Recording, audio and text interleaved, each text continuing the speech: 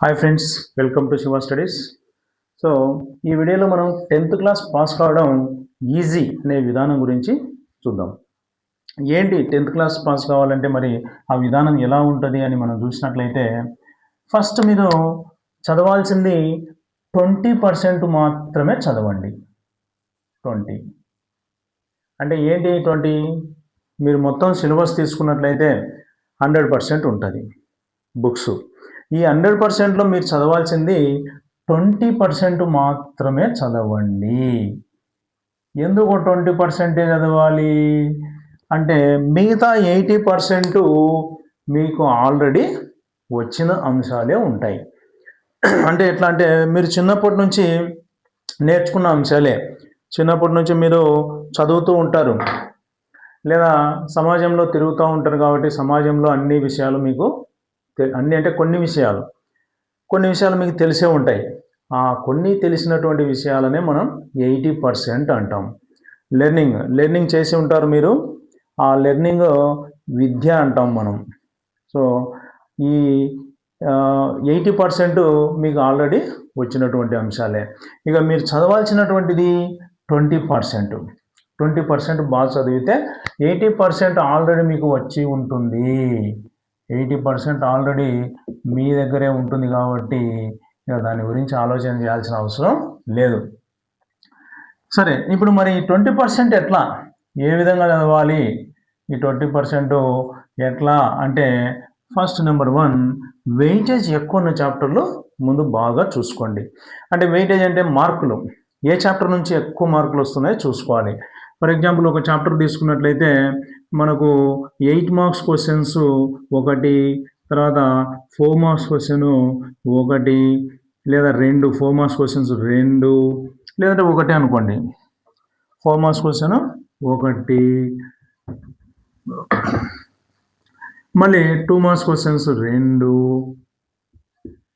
మళ్ళీ 1 mark questions 2. చూడండి, ఇక్కడ 12, 16, 2, 18. సో మొత్తం ఒక చాప్టర్ నుంచి మనకు 18 మార్క్స్ వస్తున్నాయి. మరి ఇలాంటి చాప్టర్లను బాగా చదవాలి. ముందు చదవాల్సిన చాప్టర్లు అవే కాబట్టి బాగా జాగ్రత్తగా గుర్తుపెట్టుకోండి. ముందు ఈ వెయిటేజ్ అంటే మార్కులు, ఈ మార్కులు ఎక్కువగా వచ్చే చాప్టర్లను ముందు బాగా చదవండి. ఇవి చదివిన తర్వాతనే మిగతా తక్కువ మార్కులు ఉన్న చాప్టర్లు చూసుకోండి. ముందు ఇవి చదవండి. ఇవి చదివిన తర్వాత టైం ఉంటే ఆ తక్కువ మార్కులు చదవండి, లేకుంటే లేదు. రైట్. మరి ఇవి చూసుకోండి, ఒక 3 చాప్టర్లు కానీ 4 చాప్టర్లు కానీ ఉంటాయి, అంతకంటే ఎక్కువగా ఉండవు. ఆ విధంగా ముందు వెయిటేజ్ ఎక్కువ ఉన్నటువంటి చాప్టర్లు బాగా చూసుకోండి. బాగా అంటే మొత్తం మాకు రావు కదా సార్, మేము మొత్తం నేర్చుకోవాలా, 18 రావు, మొత్తం ఆ చాప్టర్ని కంఠస్థం చేయాలంటే కష్టం సార్ అంటే, వచ్చిన కాడికి అంటే మీరు ఎంతైతే ఫోకస్ చేస్తున్నారో అంత ఫోకస్ చేయండి. కనీసం మనకు 10 నుంచి 12, 13 మార్కులన్నా ఆ చాప్టర్ నుంచి తెచ్చుకోవచ్చు. మరి ఇంకా మంచిదే కదా. 10, 13 మార్కులు ఒక చాప్టర్లో వచ్చినాయంటే, ఇలాంటి ఒక 4 చాప్టర్లు ఉన్నాయనుకోండి, ఈజీగా మీరు పాస్ అవ్వచ్చు. ఒక్కొక్క చాప్టర్ నుంచి 10 మార్కులు వచ్చాయంటే 4 చాప్టర్లు 40 మార్క్స్ వచ్చాయి. 4 చాప్టర్స్కి 40 మార్క్స్ వచ్చేసాయి. సో ఇంకా ఈజీగా పాస్ అయినట్టే కదా. అది ఇలా ఈజీగా పాస్ అయిన తర్వాత మళ్ళీ కావాలంటే నెక్స్ట్ ఇయర్ ఏం చేస్తారంటే, ఈసారికి కొంచెం ఇంకా బాగా స్టాండర్డ్ పెంచండి. అంటే ఇంకా కొన్ని ఒక 5 చాప్టర్లు 6 చాప్టర్లు స్టాండర్డ్ పెంచితే నెక్స్ట్ ఇయర్ కొంచెం బాగా ఇంప్రూవ్ అయ్యి మెరిట్ స్కోర్ తెచ్చుకోవడానికి అవకాశం ఉంటుంది. అది. సో ఈ సంవత్సరానికి ఇంకా మీరు బాగా వచ్చింటే పర్వాలేదు, బాగా రాకపోతే ఈ విధంగా వెయిటేజ్ ఎక్కువ ఉన్నటువంటి చాప్టర్లు ముందు బాగా చూసుకోండి. ఇక రెండవది డెఫినేషన్స్. మీరు రెండవది పాయింట్ ఏం చేయాలంటే ఇంట్రడక్షన్ అనమాట. ఇంట్రడక్షన్ అంటే డెఫినేషన్. మీరు చదివే ఆన్సర్లో డెఫినేషన్ బాగా చూసుకోండి. మీరు చదివేటువంటి ఆన్సర్లో డెఫినేషన్ ఉంటుంది కదా, దాన్ని బాగా 2 లైన్లు 3 లైన్లు ఉంటుంది అని అంతే. మీరు 10th క్లాస్లో దాదాపు ఒక పేజీ ఆన్సర్ ఉంటుంది అనుకుందాము. ఒక క్వశ్చన్కి ఒక పేజీ లేదా హాఫ్ పేజీ ఆన్సర్ ఉంటుంది. ఈ పేజీ ఆన్సర్ మీరు చదవటం కంటే ఆ డెఫినేషన్ ఏదైతే ఉందో దాన్ని ఆ 2 లైన్లు ముందు బాగా చదవండి. అది చదివినారంటే ఆటోమేటిక్గా ఆ పేజీ ఆన్సర్ మీరు ఓన్గా రాయగలుగుతారు. అందుకనే ఈ డెఫినేషన్ మీద బాగా ఫోకస్ పెట్టండి. డెఫినేషన్ బాగా ఫోకస్ పెట్టండి, బాగా నేర్చుకోండి. అప్పుడు అది వచ్చేస్తుంది. ఇక ఒకవేళ డెఫినేషన్ లేనప్పుడు దానికి సంబంధించి మ్యాథ్స్ అలాంటి సబ్జెక్టులు, మ్యాథ్స్, ఇంగ్లీషు, ఫిజిక్స్ ఇలాంటి ఏవైనా, లేదంటే ఫిజికల్ సైన్స్, బయాలజికల్ సైన్స్ ఇలాంటి వాటి మీద కొన్ని, సోషల్ స్టడీస్ అయితే మ్యాప్ పాయింటింగ్స్, ఇలాంటి వాటిల్లో కొన్ని ఈక్వేషన్స్, రూల్స్ ఉంటాయి. అలా ఈక్వేషన్స్, రూల్స్ కూడా ఇక్కడ నేర్చుకోండి. ఈ డెఫినేషన్స్లోనే అలాంటి ఈక్వేషన్స్ ఏమైనా ఉంటే అవి బాగా చూసుకోండి. ఇంకా మూడోది ఏంటంటే హెడ్డింగ్స్ బాగా చూసుకోవాలమ్మా. హెడ్డింగ్స్ అంటే ఏంటి? ముఖ్యాంశాలు బాగా చూసుకోండి. మీరు చదివేటువంటి పేజీ ఆన్సర్లో ముందు ఆ హెడ్డింగ్స్ ఎన్ని ఉన్నాయో చూసుకోండి. 3 ఉన్నాయా, 4 ఉన్నాయా, 10 ఉన్నాయా చూసుకోండి. ఆ చూసుకొని బాగా ముందు ఆ హెడ్డింగ్స్ను బాగా చదవండి. హెడ్డింగ్స్ బాగా బై హార్ట్ చేయండి. అంటే బై హార్ట్ కాకపోయినా రివిజన్ చేయండి. బాగా రివిజన్ చేస్తే బాగా గుర్తుంటాయి. అందుకని ఆ హెడ్డింగ్స్ మాత్రమే బాగా చదివినట్టయితే ఆ పేజీ ఆన్సర్ మీరు ఈజీగా రాయొచ్చు. అది ఒకవేళ హెడ్డింగ్స్ లేవనుకోండి, ఏం చేయాలంటే మీరు కొన్ని చిన్న పదాలు లింక్ చేసుకోవాలి. క్వశ్చన్కి ఆన్సర్లో ఉన్నటువంటి చిన్న పదాలు ఉంటాయి. ఆ చిన్న పదాలు క్వశ్చన్కి లింక్ చేసుకోవాలి. అంటే లింక్ అంటే మ్యాచింగ్, చిన్న పదాల్లోకి తెచ్చుకోవాలి. ఆ పేజీ ఆన్సర్ని చిన్న పదాల్లోకి తెచ్చుకుంటే గుర్తుపెట్టుకోవడం ఈజీ. చిన్న పదాలు గుర్తుపెట్టుకోవడం ఈజీ. పెద్ద ఆన్సర్ గుర్తుపెట్టుకోవడం కంటే చిన్న పదాలు గుర్తుపెట్టుకోవడం ఈజీ. అందుకని మీరు ఏం చేయాలంటే చిన్న పదాలు చేసి ఆ చిన్న పదాలను క్వశ్చన్కు మ్యాచింగ్ చేసుకోండి, అంటే లింక్ చేసుకోండి. హెడ్డింగ్స్ లేనప్పుడు, హెడ్డింగ్స్ ఉంటే హెడ్డింగ్సే చదవండి. హెడ్డింగ్స్ లేనప్పుడు ఏం చేస్తారంటే ఈ చిన్న పదాలను ఏం చేస్తారంటే లింక్ చేసుకోండి.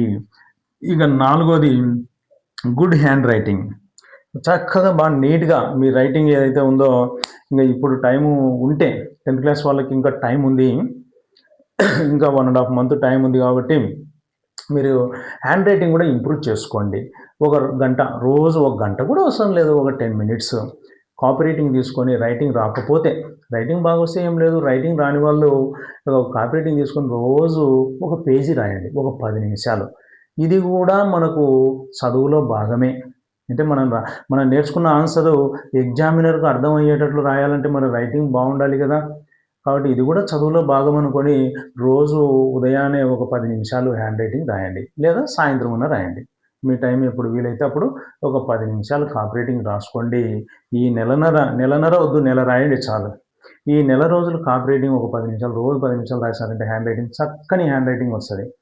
మరి హ్యాండ్ రైటింగ్ బాగుంటే మనకు మార్క్స్ అనేటువంటివి ఎక్కువగా, అంటే ఫుల్ మార్క్స్ 8కి 8, 4కు 4 రావడానికి అవకాశం ఉంది. హ్యాండ్ రైటింగ్ సరిగ్గా లేకుంటే 8కి 6 మార్కులు, 3 మార్కులు ఇట్లా వేస్తారు. సో నువ్వు రాసిన ఆన్సర్ కరెక్ట్గా ఉన్నా కూడా హ్యాండ్ రైటింగ్ సరిగ్గా లేకపోతే అర్థం కాదు కదా. ఎగ్జామినర్కి, పేపర్ దిద్దే ఎగ్జామినర్కి అర్థం కాదు. అర్థం కానప్పుడు ఏం చేస్తాడంటే ఏం మ్యాటర్ లేనప్పుడు అర్థం కాలేదు అంటే నువ్వు రాసినది అక్కడ మ్యాటరు అర్థవంతంగా లేనప్పుడు ఏం చేస్తాడంటే మార్కులు తగ్గిస్తాడు. అందుకని మీరు హ్యాండ్ రైటింగ్ బాగా నీట్గా ప్రాక్టీస్ చేయండి. రైట్. మరి ఎగ్జామ్లో రాసేటప్పుడు స్టిక్ పెన్నులు కూడా వాడండి. ఆ హెడ్డింగ్లకు కానీ, ముఖ్యమైనటువంటి పాయింట్స్కి, ఈక్వేషన్స్కి స్టిక్ పెన్నులు వాడండి, మర్చిపోకండి. ఎందుకులే అనుకోకండి, స్టిక్ పెన్నులు వాడండి. ఇది. సో ఈ పద్ధతి ఎవరైతే ఫాలో అవుతారో వాళ్ళు ఖచ్చితంగా పాస్ అవుతారు. 100% పాస్ అవుతారు, గ్యారంటీగా పాస్ అవుతారు. అందుకని ఈ పద్ధతి ఫాలో కాండి. ఏంటి మళ్ళీ ఒకసారి చూడండి, మీరు నేర్చుకోవాల్సింది 20%. ఆ 20% ఎట్లా నేర్చుకోవాలి? వెయిటేజ్ ఎక్కువ ఉన్న చాప్టర్లు ముందు బాగా చదవండి. అవి అయిపోయిన తర్వాత వెయిటేజ్ తక్కువ ఉన్నట్టు కూడా టైం ఉంటే చదవండి.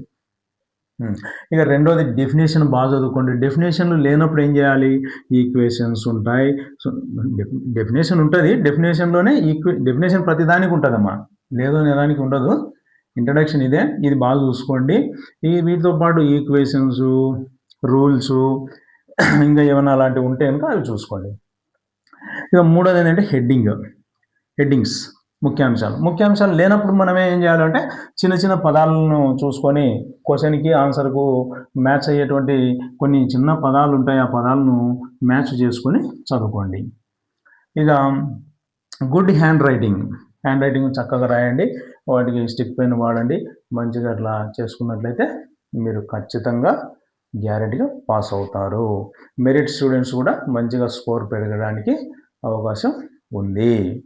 సో ఈ వీడియో మీకు నచ్చినట్లయితే సబ్స్క్రైబ్ చేయండి, సబ్స్క్రైబ్ చేయడం మర్చిపోవద్దు. విద్యార్థులారా, మీరు ఈ వీడియో నచ్చినట్లయితే తప్పనిసరిగా సబ్స్క్రైబ్ చేయండి. ఎందుకంటే సబ్స్క్రైబ్ చేస్తే ఇలాంటి ఇంకా మంచి మంచి వీడియోలు, మీకు ఉపయోగపడేటువంటి మంచి మంచి వీడియోలు చేయడానికి ముందుకొస్తా.